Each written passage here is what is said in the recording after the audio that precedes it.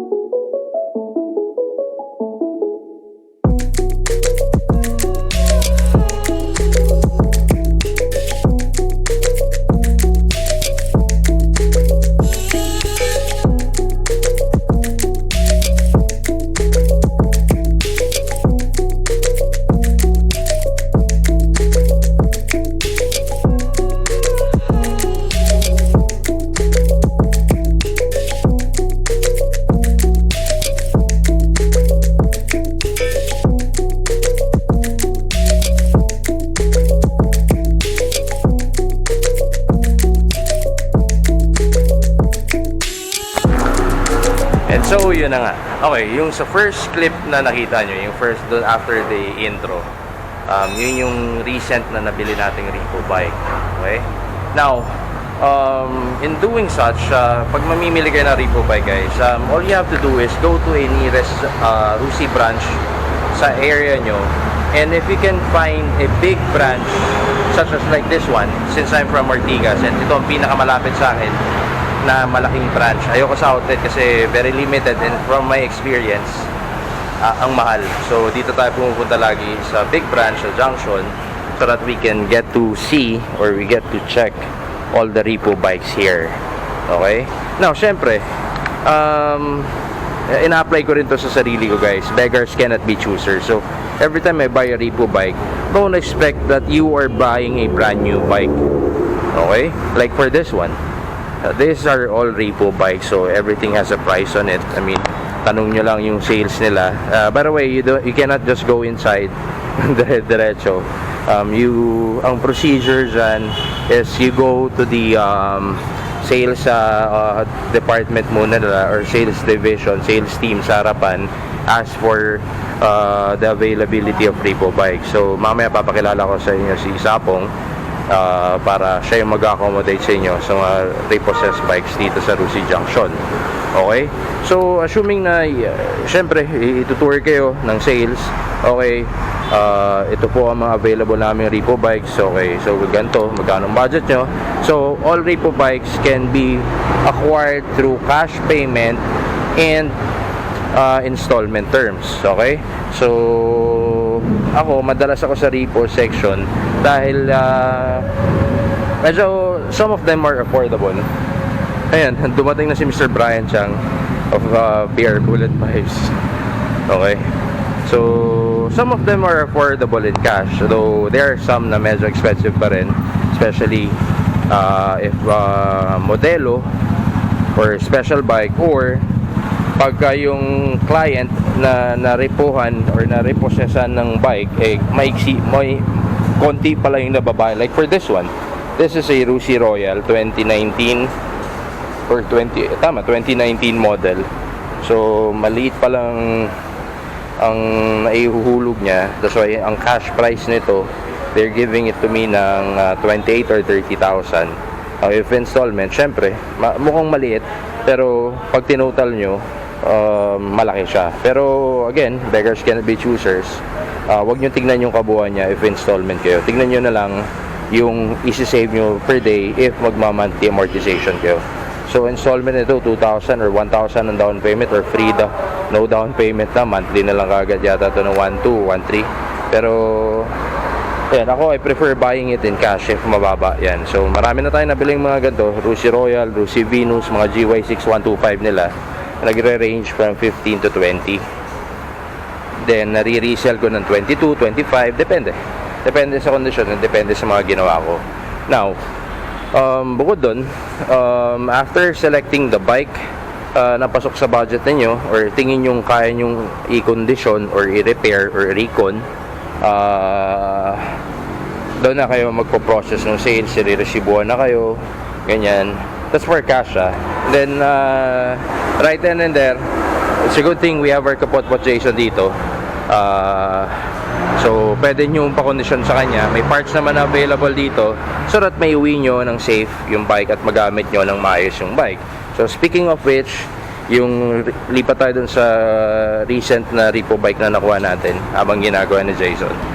Okay, so yan, this is a KRY 150.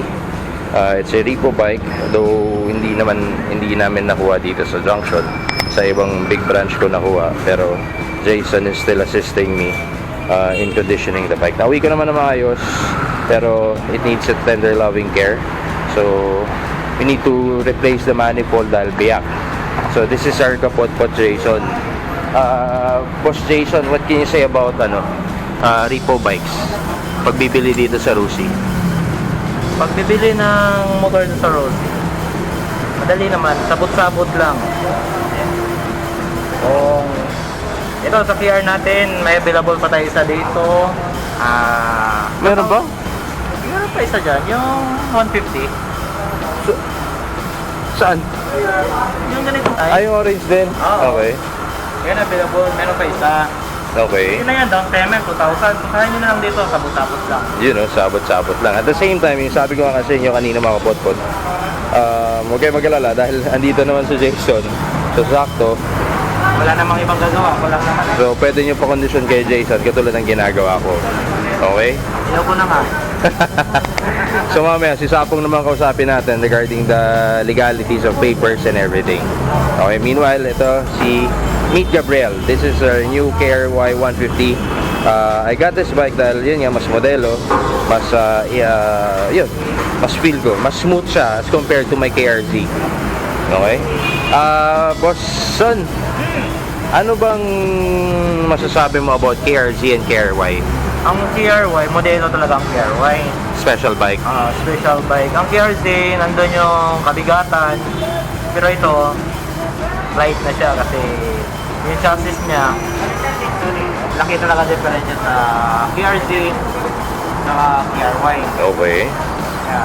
Ito, kasi first time mo mag-trail, mas maganda lang to sa inyo para hindi mabigat, okay siya. Tapos ang engine naman ito, wala problema. Kaya-kaya ang bundok. Okay. Sa trail, andun. Bitakit tayo sa linggo. Yun, no? So, dito rin pala sa Rusi Junction, pwede kayong mag-request na huwag dumihan yung motor. Dumi ng motor. Ayan, no? Mamaya lilinisin ka to. Meanwhile, guys, so, again, this is another repo bike. Though, ito, kinuha ko to ng installment dahil mahal pagka kinash ko. Parang bumili ng brand new. So, tinignan ko na lang siya as a daily expense, kaya okay lang. Okay? And again, beggars cannot be choosers. Wala akong pang cash for the KRY model, so I got it na installment. Okay? Ang down payment again is 2,000, then monthly nyo, depende na lang sa terms nyo, for as low as 1,500 to 2,500, depende sa terms ninyo. Okay? So, balik ako sa inyo mamaya, then pagkabakante na si Sapong doon, nag-encode pa eh. Okay? So, lahat ng nasa harap, these are all brand new. So, don't get intimidated by the display. Talk to their sales team and ask for a repo bike. Dadaling kayo sa loob. Okay? Kita-kits later. Ciao. Okay guys, so habang ginagawa tong KRY natin, may natutunan ako dito paano pagtaas at pagbaba nung KRY. So if limited tayo sa height, this is what they do. May dalawang butas dyan. Itong nasa baba para tumaas. Lift up, ayan. Lift up. Itong sa taas, Baba, ayan. Bababa yung motor. bababa. Okay, very good. Para depende sa sakay. Okay. So ngayon, ano ko kay Bri. Para wala na saka. Yun na. Baba yan. Okay. So, assemble time na kami na itong motor. And, Jason was able to work with the bike na. So, yun nga. Palit kami ng manifold. Intake, saka exhaust manifold. Dahil ito, wala. So, Repo, wala. Ewan ko ba't nawala. Then ito, biyak kasi dito. So, pinalitan ko na rin. Para smooth na tong motor na to. Okay. Ang last na gagawin na namin dito is change oil na lang kami. Para, syempre, all through all fresh ang lahat. Then after gawin ni Jason, mga kumpuni, na-tune up na rin niya. Pugasan natin yan doon sa may hose. Busy pa ang sales team natin eh. Sila, nakailera. So we can inquire about working on with the how do we go about yung buying Repo bikes. Okay? Yan o. Change oil na rin. Itim na.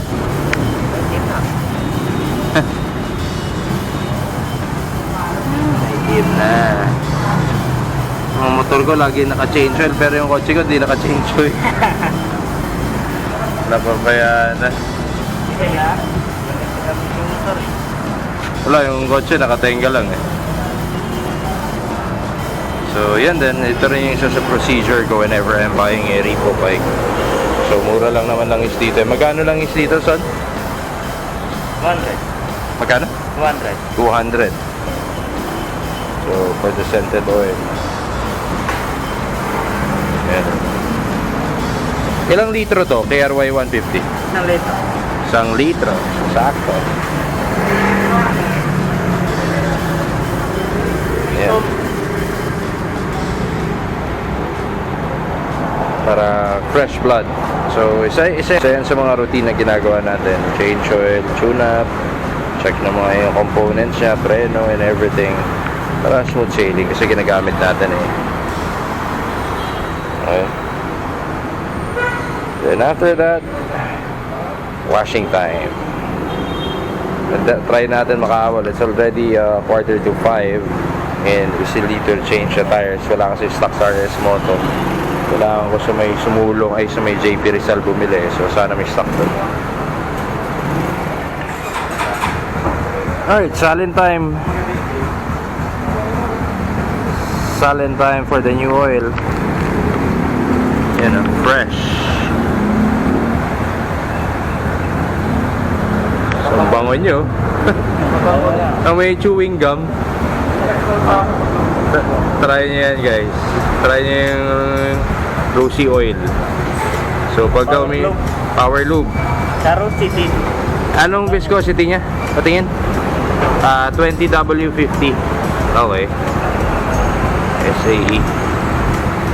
So Google nyo na lang guys ano yung mga different variants ng mga oils. So yan ang yung recommended sa mga bikes nila. So yan na lang din pinapalagay ko. And the good thing with that oil kasi guys, kahit sa Kiwi yan ang ginagamit ko. Ang bango nung ano sa tambucho, chewing gum. Yeah. Fresh blood. Fresh blood. Yeah. Usap tong dalawang to. Ang bango-bango. Ano amoy? Sarap nila. Sarap lumin mo. Bazooka Joe. Bazooka Joe. Nakita niyo ba yun? Yung may comics. Yan. Sarap lumin mo. May testingin natin. Try nyo rin to guys. Pagka ano, consider nyo on your next change oil. Yung mga keyway naman natin and yung mga ibang bikes natin 1 liter lang. Yan lang pagka Classic 250 1.3 saka yung KRZ 200 natin 1.3 liter yan. Nagkakatsakot sila sa amoy ng langis eh. Okay, so unti-unti sumasariwa tong Repo bike na to. Though sariwa naman siya as it is. Okay guys, so next step ko linis. Though hindi pwede maglinis dito pero since wala akong post sa condo and yun nga may mga little privileges tayo, nakakapaglinis tayo dito. So, pwede nyo rin naman pakiusapan yung mga sales team. Request nyo, pwede yung linisan yung bike before you release it. So, yan. So, linisan ko lang. Ako na mismo maglilinis. Then, siguro balikan ko kayo afterwards. Okay? Ciao. At lumipas ang ilang minuto. Ito na si Gabriel. Why Gabriel? Dahil Gabriel yung dating may-ari. Wala lang. Yan siya. So, cleaned and ready to go. So, ano na lang to, setup na lang to, wheel set, what else, polish ko siguro para ma-maintain ko yung cleanliness ng frame, ng kaha, etc. etc. Okay? So, one thing with this model pala, yung KRY models, pag bibili ka, hanapin nyo yung big pipe. Like ito, yung KRC ko maliit, ito big pipe to eh.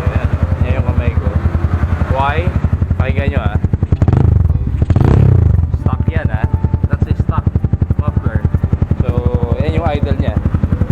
Dito tayo. Sorry ah, naka-keyway signal light. Yan, Gabriel. Oh, diba? So, looks good enough. Looks good enough. So, clean na siya. Change oil na. Amoy nga natin. Amoy ano? Yan o, may juicy fruit, may chewing gum. So, there you go. Mamaya, bultang ko to. Try ko yabol yung wheel set nito. Okay? So, wala kasi si Sapong. They're still busy. And, ayun. Bang! So, ayan. Istorbo natin saglit. Istorboy natin si Sapong. Asan na yun? Ayun. Kasi yung vlog natin ngayon is about ano yung procedure or ano yung paano ba bumili ng Repo na bike sa Rusi. Ano, installment or cash? Regardless, so start tayo with cash. Anong procedure natin? Cash, ID lang, tapos ID lang kailangan. Okay. Tapos pag isang installment, CI pa muna tayo. CI. CI. Okay. Tapos na CI, one plus na tayo. One day process. So pwede nilang antayin. Pwedeng antayin. So kanina pinakita ko yung mga repo nyo eh. So usually, kunwari ito, repo nyo. Magkano yung ganito, ang down payment? Per installment? 2,500 to 3,000. Pwede rin 2,000. And nagre-range ang monthly average, mga magkano? Mga depende sa unit talaga. So ayun, hindi namin kasi mabigay yung exact or average amount dahil iba-ibang unit. Like for this one, I'm not sure if it's 1.5 or 1.6 eh. Or 1.2 for 3 years. Pero pag 1 year lang, zero interest. May zero interest din tayo, di ba? 1 year? Meron. So, punta lang kayo sa sales team. Like, if you're going to Rusi Junction, ang hanapin nyo lang si Sapong. Okay? So, yeah, there you go. What about the papers pala? Paano yung papers? Papers. May issue lang namin basta once na pass. Ano lang, DWCL or original saka ledger ng personnel. Okay. Installment? Installment, Photocopy lang. Photocopy lang po. Okay. Saka OR? Pag natapos na, saka namin Doon nire-release. So, kasama ba yung pag-transfer ng pangalan? Hindi? Hindi na po. Hindi na. May issue Okay. na namin, DWCL. Deed of sale. Okay, very good. So, yeah. Ito na, KRY. Ayan. Lagi ko hinahanapan to ng ano. Sabi ko, boss. Batak, sige. Yun, no? Alright. So, tignan ko kung makahabol pa tayo ng ano, gulong para mapalitan na rin to dahil very sketchy ako sa gulong na ito. Okay? So, settle lang ako ng mga obligations ko dito, then balikan ko kayo. Ciao. At hindi makatiis ang mga bata. Time check, 7:45 p.m. So, I got one tire from Nico. So, siya yung supplier natin ng mga sprocket pa rin. Okay, so parehas kami ngayon nakaka-KRY dito. Subscribe na kayo sa bagong ano namin. So, nagpangalan na ba yung motor mo? Wala pa eh. Wala pa. Ano? Si Borno. Ito si Borno, ito si Gabriel. Kasi Gabriel yung dating may-ari. Ayan o. Kinabitan ko muna. KTM Bisaya. KTM Bisaya. So, my bike is not gonna be a trail bike. So, 1818 pa rin. Yung rim pa rin nakasama nung nakuha ko tong bike. Pero kinabitan ko ng Fuji Motocross. Mamaya sa parking, bigyan ko kayo ng video nito. Then ito naman yung kay Nico, KRY 200 2118 trail bike to. So si Nico ang kasama natin magte-trail sa linggo. So good luck sa amin. Ang gagamitin ko naman yung KRZ. So yan. Repo bike. Igatis ng Repo din, di ba? Yan, ha. So sakto yun yung topic ko ngayon, buying Repo bikes. Yes. Di ba? Fresh pa din. Pinagsawaan ka agad.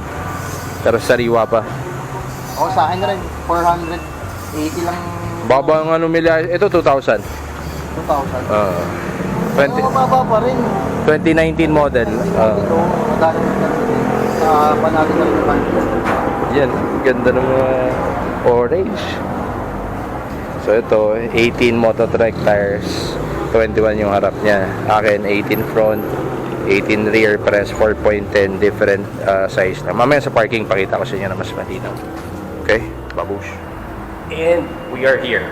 So, konto na ulit mga kapotpot. So, big recap. So, about our topic, buying Repo bikes, particularly in Rusi Junction. So, though hindi sa Rusi Junction to nanggaling, pero sila nag-accommodate sa akin. So, you have to make sure, yun nga, if you are buying a Repo bike, don't expect too much na, alam mo yun, na super good yung condition niya. You need to revitalize, or you need to put a little bit of tender loving care with the bike. Have it checked by professionals or yung mga mechanic natin na on duty sa bawat branch. And make sure before you use it on the road, make sure that the bike is roadworthy. So, eto na siya. Ito na yung Repo bike na nakuha natin. Yung KRZ Repo bike din yun. I got it in cash. So, siguro later on, bebenta ko rin. Gamitin ko muna sa trail. Na-miss ko rin mamundok. So, after that, bebenta ko na rin dahil nag-accumulate na naman ang mga bikes dito. So, I'm having a hard time finding spot or a parking slot that can accommodate, or a place that can accommodate all my bikes. So, since this is the recent Repo bike that I got, so installment to, and yan, very affordable naman, 50 pesos per day, 20 pesos, 30 pesos per day. It won't hurt your budget. Okay, mas malaki pa yung gastos natin sa soda or sa ibang luho pa natin. Okay? So, what we did, I replaced the tires. Yung dumaan ako sa RS Moto, bumili ako, pinakabit ko, binili ko yung tires sa may somewhere in JP Rizal. This is a Fuji Motocross tire. Hindi ito yung Fuji wing. So, ang copy niya is 5805. So, okay na yan. May grip naman kahit papano. Okay siya for 80-90 speed na takbo. And at the same time, if gusto ko mag-trail or if gusto ko mag-ride or a little bit of adventure, pwede itong bike na to. Okay? So, as you can see, hindi ko siya sinetapan ng 2118 because I'm not gonna use the bike for trail. Sayang, nangihinayang ako. Fresh pa yung frame, sariwa yung motor. So, sayang. So, I have the KRZ naman, and not all the time I'm gonna be riding or I'm gonna go sa bundok to have fun. Dahil yun nga, pandemic din. At the same time, yung balancing ko, I need to practice a little bit more. Okay? So, yan. Tires, carb, manifold, intake, manifold, exhaust manifold, change oil, change, nilube ko. Pinalube ko na doon, kaya nagtutulo pa yung used oil na pinalagay ko. So, that's not a leak from the engine, that's from the chain. What else? I made sure everything is okay. Bearings sa mga hub, okay siya. Alignment and everything, it's all good. Okay? So, ang hindi ko na lang nagagawa dito is pagganahin speedometer. So, siguro, later on, I-explore ko ulit yan. Kasi since this is not a cable type na gearbox, so, ano siya electrical So, napansin ko, yung isang rotor disc kulang na isang magnet. So, I'll try to figure things out. Okay? So, yun. Yun lang naman. And again, I've been reading some posts about the brand. Okay, guys, branded pa rin itong motor na to. It just so happen na they're different labels. So, don't get intimidated or don't get mga kino-comment ko doon sa mga issue about porkit minamalit. Don't be a victim.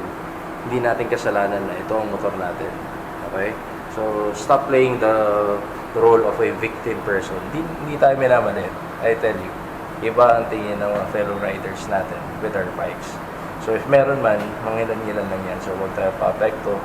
And wag natin pasukin yung mundo nila. Mundo nila yun. Okay? So ako,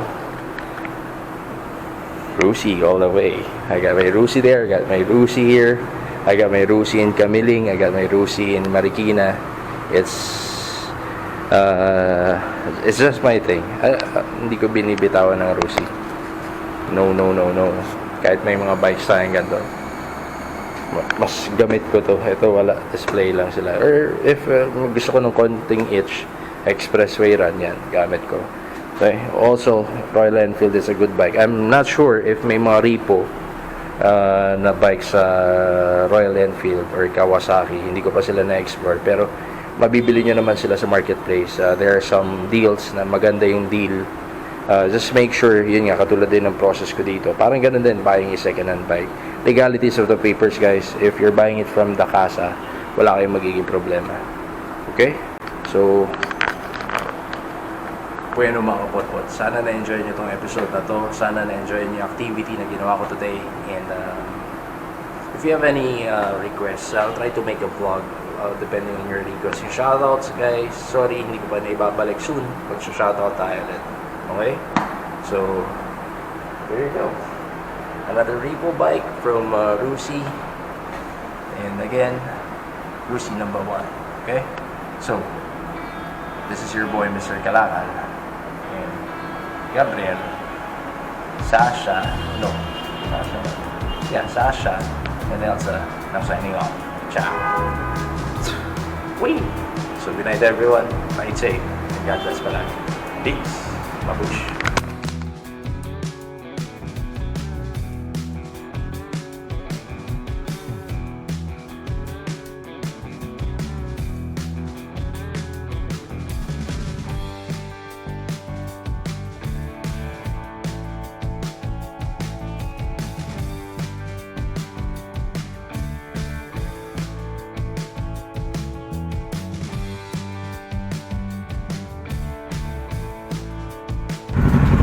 Okay, so now's the time lang, or ngayon lang tayo nagkaroon ng oras para painitin yung mga bike natin.